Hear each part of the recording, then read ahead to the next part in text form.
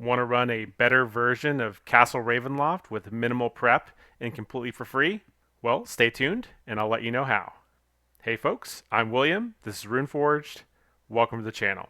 Today I'm going to be talking about The Count, the Castle, and the Curse, a pay-what-you-want adventure for D20 TTRPG systems by R.B. Bow. I had a really great time running this adventure earlier this week, and I'm a little bit surprised I never hear anybody else talk about it.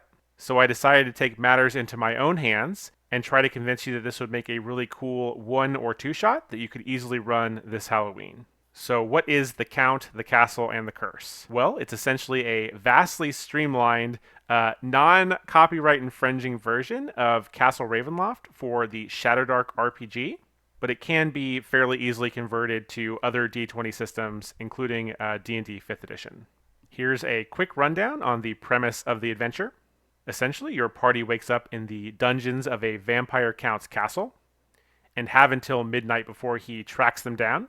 And, well, let's just say that that ending really sucks. Get it? Get it? The ending sucks. He's a vampire.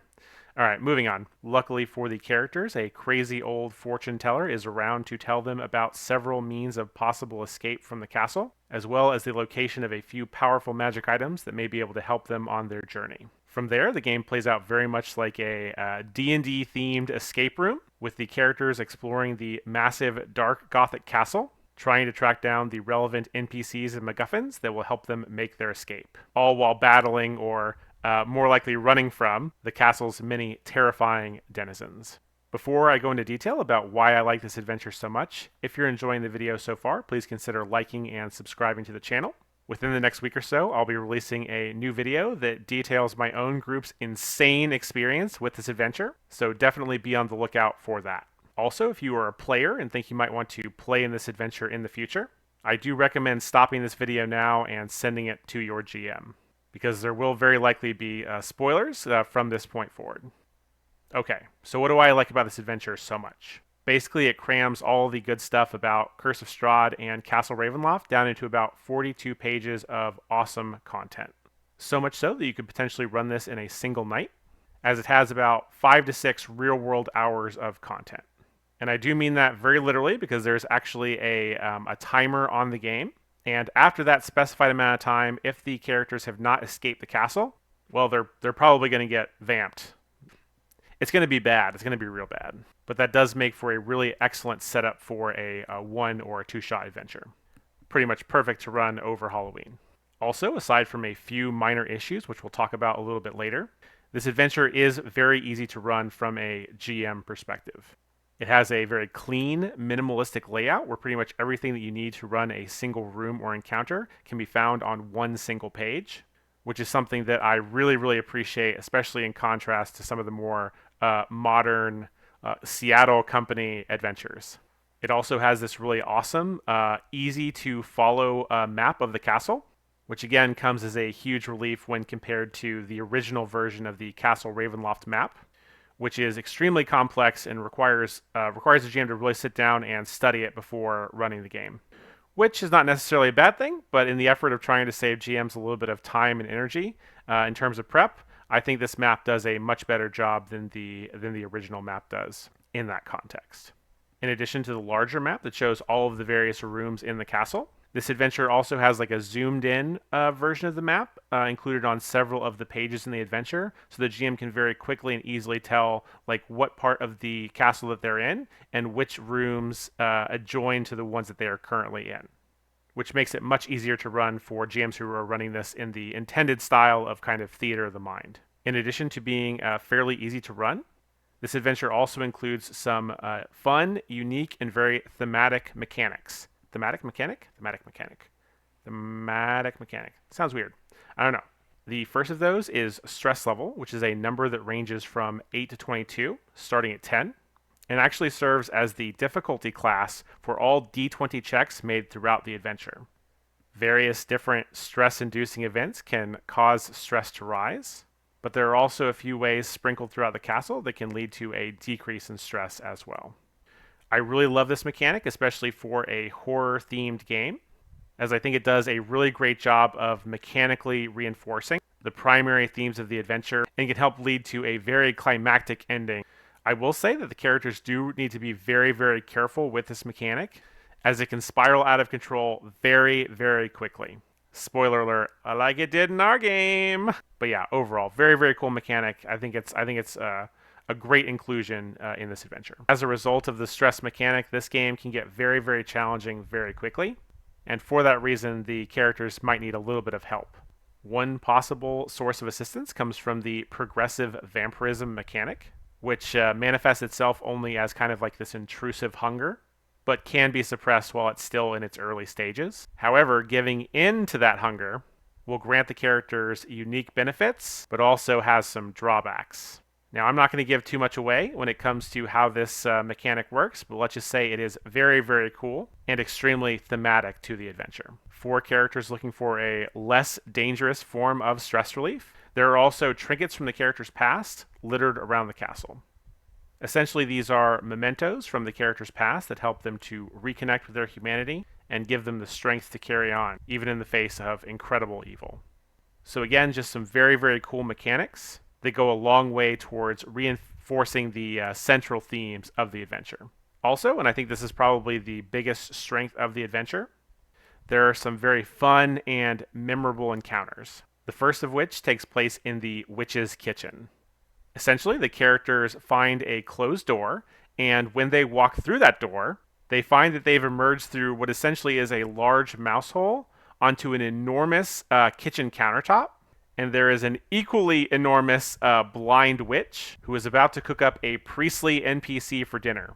And that priest also happens to unlock one of the key means of escape from the castle, so that adds some additional stakes to the encounter. There are also two 10-foot tall green flamed candles that illuminate the kitchen, which the priests tell the characters that are the source of the witch's power. And on the countertop, there are 1d4 giant spiders, as well as 1d4 giant toads, who are standing between the characters and their objectives. So the encounter now becomes all about putting out those two candles and rescuing the priest, all while avoiding the blind witch's, she's like hitting the countertop with like a giant ladle, and she's like throwing like various different cooking ingredients at the characters, which have various different negative effects. And then also you have like the giant spiders and toads kind of running around the countertop too, so it's just like absolute chaos. And the candles themselves are actually like situated in such a way that they're not particularly easy to put out. So like one of them like rests on top of a pile of recipe books surrounded by like dunes of like flour. So like it might be hard to like climb up on the books, and like when the characters like pass over the flour, there's like a chance that they might sneeze, which gives away their location to the witch. And again, during this time, she's like trying to beat on them with her giant ladle, which is really fun. And then the other candle kind of sits in a far corner, like kind of covered in spider webs, and on the other side of like this massive like bloody cutting board that might cause the characters to slip and fall when they try to run over it. But yeah, so there's just like a ton of stuff going on in this room. You know, maybe arguably like a bit too much stuff going on, but we'll talk about that in a little bit. But it just like, it has all the makings of a really fun and memorable encounter.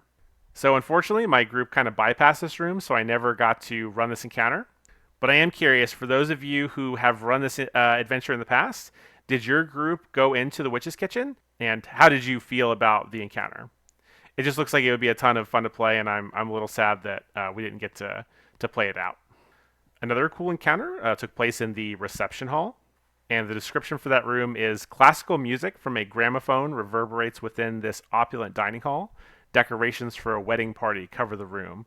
The candlelight here trembles and flickers, and there are several people here. This room is actually deceptively dangerous and has like almost a dream / like nightmare like quality to it. And essentially, like, the more disruptive that the characters are to the like wedding reception, the creepier things get. And if you make 3 mistakes in this room, it actually turns into a very, very nasty combat encounter.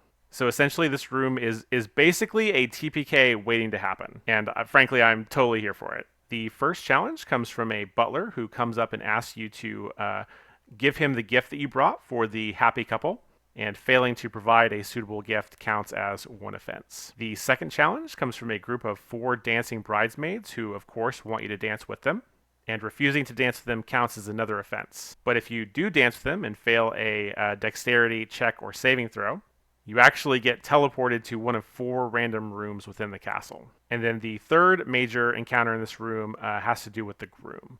And according to the text here, there is a rhythmic banging from behind a wedding cake. And at the far end of the table, the groom is repeatedly slamming his head on the table between the words, "She's been waiting for you." And if you try to disturb him, that also counts as one offense. And there's even some more creepy imagery in this room as it says, the wedding cake from the groom's angle has been cut straight down, all 4 tiers.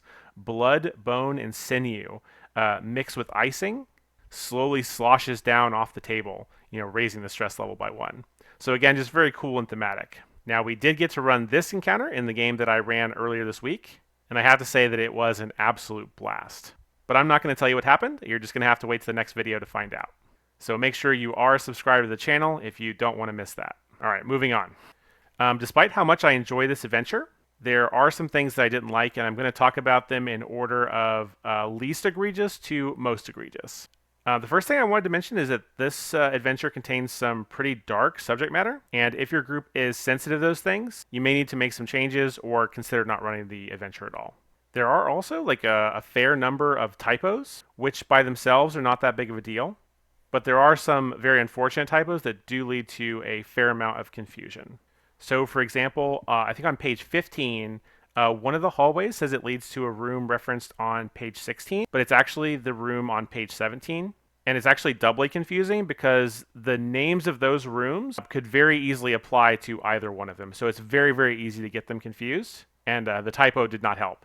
Also, in the initial fortune teller's monologue, it says that there is an important MacGuffin found, at a place of great heights where the stone itself beats with life. And in my mind, this is very clearly a reference to the room described on page 32 of the adventure, but the MacGuffin is actually found in the room described on page 33. And I think I found maybe 3 of those types of errors throughout the adventure, and maybe half a dozen to a dozen different spelling errors. Again, this is nothing that's too egregious, especially the typos that are just a spelling error. Those really aren't that big of a deal. But this could definitely lead to some blunders at the table if you aren't reading carefully or if you're running a really low prep version of the game. And then finally, kind of my biggest issue with the adventure is that even though I really liked the unique mechanics that the adventure had to offer, and I do think that they are really fun and thematic, it really is a lot of information to share with the characters and also a lot to keep track of during the game. And in my opinion, it's just way too much stuff. And I actually decided to streamline pretty much all of the special mechanics. And even with the amount of streamlining that I did, I think it still probably took us a good solid 20 minutes to explain the various different mechanics to the characters or to the players. And even then, I felt like it was too much to ask them to remember on their own. So I actually I felt like I needed to make up cheat sheets to help them remember all the different stuff that they needed to track and take care of during the game. But I do have to remind myself that this is a pay what you want adventure, and it also looks like it's the author's first published adventure. So I think that kind of keeping those things in mind, they actually did a really great job with this adventure, and I hope that they end up publishing more adventures in the future because I think this one was really well done. I actually think that with maybe just 1 or 2 more iterations in terms of polish, or with a dedicated GM who's willing to put in a little bit of elbow grease to clean up some of the rough edges, I really do think this adventure could make for a really wonderful experience at the table. So if you did want to pick up a copy of this adventure, it is available on DriveThruRPG, and I'll go ahead and put a link down in the description. Also, did I mention this is pay what you want? I mean, I think that's probably a good enough reason by itself to go check it out. And I think that even if this adventure was priced at $5 to $10, I think it would still be a pretty exceptional value. But I am curious to know, what do you think about this adventure? Have you run it? If so, what was your experience like? And if you haven't run this adventure, do you want to? All right, if you've enjoyed this video, please consider liking and subscribing to the channel and checking out this next exciting video. But I think that's about it for now. Thank you so much for watching and have a wonderful day. Bye.